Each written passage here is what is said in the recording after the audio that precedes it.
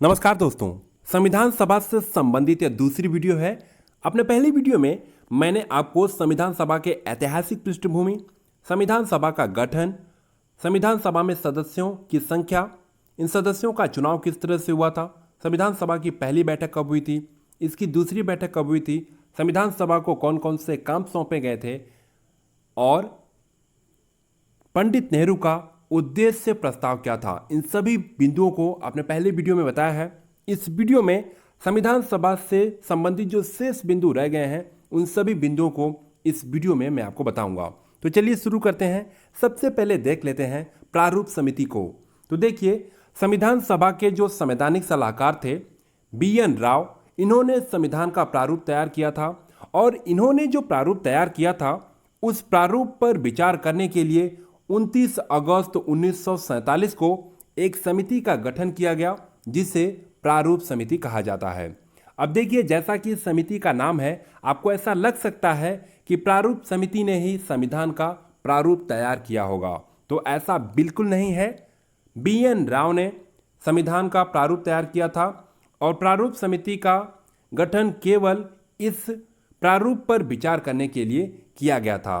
प्रारूप समिति को ड्राफ्टिंग कमेटी भी कहा जाता है और इसे पांडुलेखन समिति भी कहा जाता है। इस तरह के शब्दों को जरा आप ध्यान दीजिएगा।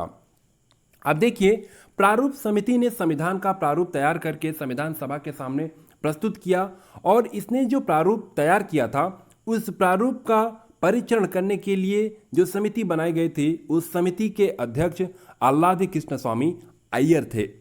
आगे प्रारूप समिति के जो सदस्य हैं इन्हें देख लेते हैं।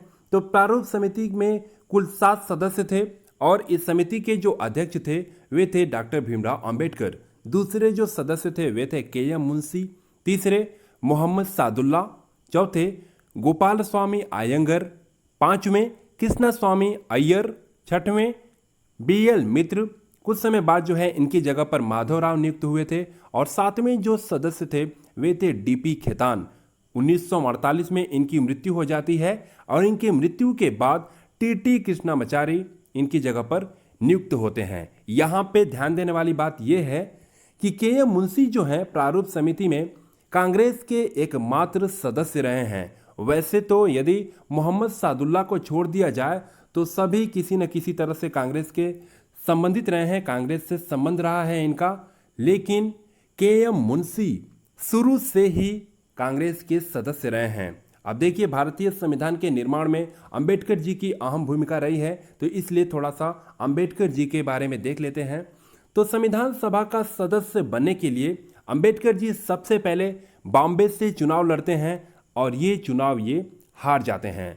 इसके बाद मुस्लिम लीग की सहायता से ये बंगाल के जैसुर खुलना नामक जगह से ये चुनाव लड़ते हैं और वहाँ से ये चुनाव जीत जाते हैं और चुनाव जीतने के बाद ये संविधान सभा के सदस्य चुन लिए जाते हैं। अब आपको पता है कि 1947 में भारत विभाजन होता है और भारत विभाजन के बाद ये जो जैसुर खुलना वाला जो क्षेत्र होता है ये पूर्वी पाकिस्तान यानी कि आज के बांग्लादेश में चला जाता है और जैसे ही यह क्षेत्र पूर्वी पाकिस्तान में चला जाता है अंबेडकर जी की ये सीट खाली हो जाती है और सीट खाली होने का मतलब है अब अंबेडकर जी संविधान सभा के सदस्य नहीं रह पाते हैं। इस बात को देखते हुए BN राव ने राजेंद्र प्रसाद से अंबेडकर को संविधान सभा का सदस्य बनाने की सिफारिश की और उन्होंने कहा कि अंबेडकर जी की भूमिका संविधान निर्माण में जरूरी है और यही कारण है कि डॉक्टर राजेंद्र प्रसाद बॉम्बे के तत्कालीन प्रधानमंत्री BG खेर को पत्र लिखते हैं और उनसे ये कहते हैं कि अंबेडकर जी को संविधान सभा का सदस्य बनाना चाहिए क्योंकि उनकी भूमिका अहम है। और यही कारण है कि बॉम्बे से MR जयकर अपनी सीट छोड़ते हैं और उनकी सीट पर अंबेडकर जी को संविधान सभा का सदस्य चुन लिया जाता है। देखिए, यही कारण है कि भारतीय संविधान के निर्माता कहे जाते हैं अंबेडकर जी और KB राव तो अंबेडकर जी को भारतीय संविधान के जनक और जननी तक कह दिया है। इसके बाद अंबेडकर जी की पुस्तक है हिंदू धर्म की पहेलियां और पाकिस्तान पर विचार, थॉट्स ऑन पाकिस्तान। ये अंबेडकर जी की ये प्रसिद्ध पुस्तक है और ये जो थॉट्स ऑन पाकिस्तान है, अंबेडकर जी ने इसे 1940 में लिखा था। और अंबेडकर जी इतने दूरदर्शी थे कि उन्होंने 7 वर्ष पहले यानी कि 1940 में ये बता दिया कि 1947 में भारत से पाकिस्तान अलग हो जाएगा। इस बात को आप लोग जरा ध्यान रखिएगा। आगे अब संविधान सभा का अधिवेशन देख लेते हैं। तो देखिए, इसका पहला अधिवेशन 9 दिसंबर से 23 दिसंबर 1946 तक चलता है, जो मुख्यतः उद्देश्य प्रस्ताव पर केंद्रित था। इसके बाद इसका दूसरा अधिवेशन संचालन समिति के निर्वाचन से संबंधित था। और इसका जो तीसरा अधिवेशन होता है वो 28 अप्रैल से 2 मई 1947 तक चलता है, जो समितियों के प्रतिवेदन पर केंद्रित था। इसके बाद संविधान सभा का चौथा अधिवेशन होता है, जो 14 जुलाई 1947 को प्रारंभ हुआ। और इस अधिवेशन की जो महत्वपूर्ण घटना थी वह यह थी कि 22 जुलाई 1947 को भारत का राष्ट्रीय ध्वज इस अधिवेशन में स्वीकार कर लिया गया था। इसके बाद पांचवा अधिवेशन होता है, जो कि 14 से 30 अगस्त तक चलता है। और 14 अगस्त 1947 को पांचवें अधिवेशन की शुरुआत रात के 11 बजे वंदे मातरम के गायन के साथ आरंभ होता है। और इसका पहला पद सुचिता कृपलानी ने गाया था। और इस अधिवेशन में संविधान निर्माण और विधि निर्माण के कार्य को अलग अलग कर दिया गया था। इसका मतलब है कि संविधान निर्माण का कार्य अलग और आम लोगों के लिए कानून बनाना और उसे लागू करना, इस काम को अलग कर दिया गया था। इसके बाद इसका छठवां अधिवेशन होता है। और इस अधिवेशन में 26 अक्टूबर 1948 को अंबेडकर जी ने संविधान का प्रारूप बनाया। और उस प्रारूप को संविधान सभा के जो अध्यक्ष थे डॉक्टर राजेंद्र प्रसाद, उससे अवगत कराते हैं। इसके बाद सातवां अधिवेशन होता है। और सातवें अधिवेशन में संविधान का जो प्रारूप होता है उसमें 395 अनुच्छेद और 8 अनुसूचियों का एक महान प्रलेख तैयार हो जाता है। और अंबेडकर जी ने सभा में 4 नवंबर 1948 को संविधान का अंतिम प्रारूप पेश किया, यानी कि सातवें अधिवेशन में। और यही अधिवेशन था जिसमें पहली बार संविधान को पढ़ा गया था। इस बात को आप लोग जरा ध्यान रखिएगा। इसके बाद आठवां अधिवेशन होता है, जो कि 16 मई 1949 को संविधान सभा ने एक प्रस्ताव पारित किया। और प्रस्ताव पारित कर राष्ट्रमंडल में भारत की सदस्यता का सत्यापन किया। इसके बाद संविधान सभा का 9वां अधिवेशन होता है। और इसमें प्रीवी काउंसिल का क्षेत्राधिकार समाप्त हो जाता है और संविधान का हिंदी तथा अन्य भारतीय भाषाओं में अनुवाद किया जाता है। यहाँ पे प्रीवी काउंसिल का क्षेत्राधिकार समाप्त होने का मतलब है कि देखिए, भारत में सुप्रीम कोर्ट जो है वो सर्वोच्च न्यायालय है, इसके ऊपर कोई न्यायालय नहीं है। इसी तरह अंग्रेज भारत में प्रीवी काउंसिल जो है सर्वोच्च न्यायालय हुआ करता था। और 9वें अधिवेशन में जो है प्रीवी काउंसिल का क्षेत्राधिकार समाप्त हो जाता है। इसके बाद संविधान सभा का 10वां अधिवेशन होता है। और 10वें अधिवेशन में दूसरी बार संविधान को पढ़ा जाता है और प्रस्तावना को अंतिम रूप से स्वीकार कर लिया जाता है।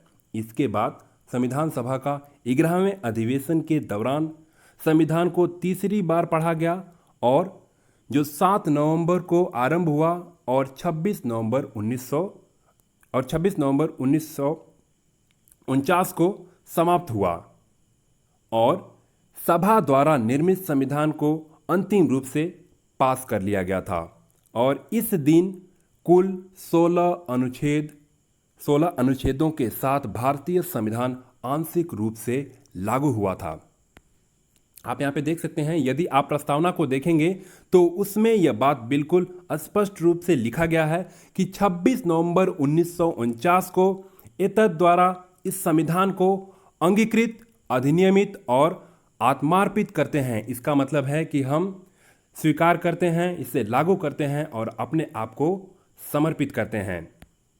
देखिए, 26 नवंबर 1949 को भारत का जो संविधान है वह आंशिक रूप से लागू होता है और उस दिन जो है कुल 16 अनुच्छेद लागू हो जाते हैं। और इस बात का उल्लेख संविधान के अनुच्छेद 394 में है। आप यहाँ पे देख सकते हैं, ये सभी अनुच्छेद 26 नवंबर 1949 को लागू होते हैं। ये कुल 15 अनुच्छेद हैं और अनुच्छेद 394 खुद यानी कि कुल मिलाकर के 15 प्लस 1 कुल हो गए 16 अनुच्छेद उस दिन लागू होते हैं। देखिए 26 नवंबर 1949 को लक्ष्मीमल सिंघवी के सिफारिश पर ही इसे विधि दिवस के रूप में मनाया जाता था, पर अंबेडकर जी की 125वीं वर्षगांठ पर अंबेडकर जी के भारतीय संविधान के निर्माण में योगदान को देखते हुए इसे विधि दिवस से बदलकर अब संविधान दिवस के रूप में मनाया जा रहा है। आगे संविधान सभा का 12वां और अंतिम अधिवेशन होता है जो कि 24 जनवरी 1950 को होता है। इस दिन राष्ट्रीय गीत, राष्ट्रीय गान को अपनाया गया तथा डॉक्टर राजेंद्र प्रसाद को भारतीय गणराज्य का प्रथम राष्ट्रपति निर्वाचित किया जाता है। अब देखिए यहां पे 24 जनवरी 1950 को संविधान सभा की अंतिम बैठक होती है और इस दिन संविधान पर कुल 284 सदस्यों ने हस्ताक्षर किया था और इसमें हस्ताक्षर करने वाले में सबसे पहले थे पंडित नेहरू और सबसे अंतिम थे भारत के प्रथम राष्ट्रपति डॉक्टर राजेंद्र प्रसाद। अब देखिए अनुच्छेद 393 यह स्पष्ट करता है कि भारत का जो संविधान है उसका शीर्षक क्या होगा। तो अनुच्छेद 393 स्पष्ट करता है कि भारतीय संविधान का जो शीर्षक है वे भारत का संविधान होगा। अब देखिए 26 नवंबर 1949 को भारत का संविधान आंशिक रूप से लागू हुआ और उस दिन 16 अनुच्छेद लागू हुए थे, लेकिन बाकी जो अनुच्छेद हैं वे कब लागू होंगे इसका उल्लेख कहाँ है। तो अनुच्छेद 394 में इस बात का भी उल्लेख है कि भारतीय संविधान पूर्ण रूप से 26 जनवरी 1950 को लागू होगा। इस बात का भी उल्लेख अनुच्छेद 394 में है। अब देखिए 15 अगस्त 1947 से लेकर के 26 जनवरी 1950 तक भारत का जो शासन है वे किस आधार पर चलेगा, वे कानून कौन से होंगे। तो इसके लिए जो है भारत स्वतंत्रता अधिनियम 1947 में स्पष्ट किया गया कि जब तक भारत का संविधान बनकर लागू नहीं हो जाता तब तक भारत शासन अधिनियम 1935 के तहत ही भारत का शासन चलेगा। भारत का जो कानून है वो उसी अधिनियम के आधार पर होगा। इस बात का उल्लेख भारतीय स्वतंत्रता अधिनियम 1947 में था और अनुच्छेद 395 भारत शासन अधिनियम 1935 और स्वतंत्र भारत अधिनियम 1947 उन दोनों को समाप्त कर देता है, क्योंकि 26 जनवरी 1950 को भारत का अपना संविधान हो जाता है और अब भारत का जो शासन है वो भारतीय संविधान के मुताबिक चलता है। इसलिए इन दोनों कानूनों को अनुच्छेद 395 के तहत समाप्त कर दिया जाता है। इस बात को भी आप लोग जरा ध्यान रखिएगा।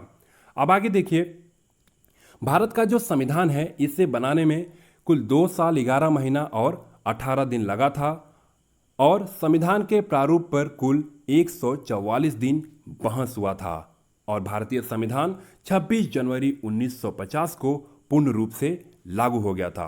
आगे संविधान सभा से संबंधित कुछ महत्वपूर्ण तथ्य देख लेते हैं। तो इसमें पहला पॉइंट है कि संविधान सभा की जो पहली बैठक हुई थी उसमें महिलाओं की संख्या जो थी वे 9 थी, लेकिन संविधान सभा में महिलाओं की कुल संख्या 15 थी और इसमें एकमात्र मुस्लिम महिला बेगम अय्याज रसूल थी। मुस्लिम लीग के बहिष्कार के बाद संविधान सभा में जो सदस्य थे वे 324 थे। इसके बाद पांचवा पॉइंट है 15 अगस्त 1947 से लेकर के 26 जनवरी 1950 तक देश का शासन, अभी मैंने आपको पीछे बताया है कि भारत शासन अधिनियम 1935 के द्वारा चलता रहेगा। इस बात का उल्लेख भारत स्वतंत्र अधिनियम 1947 में था। आगे विंस्टन चर्चिल ने संविधान सभा को एक जाति की संस्था कहा है।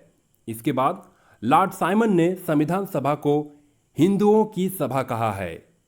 आगे 8वां पॉइंट है राजेंद्र प्रसाद संविधान सभा में अंबेडकर के योगदान को रेखांकित करते हुए उन्हें दक्ष पायलट की संज्ञा दी है।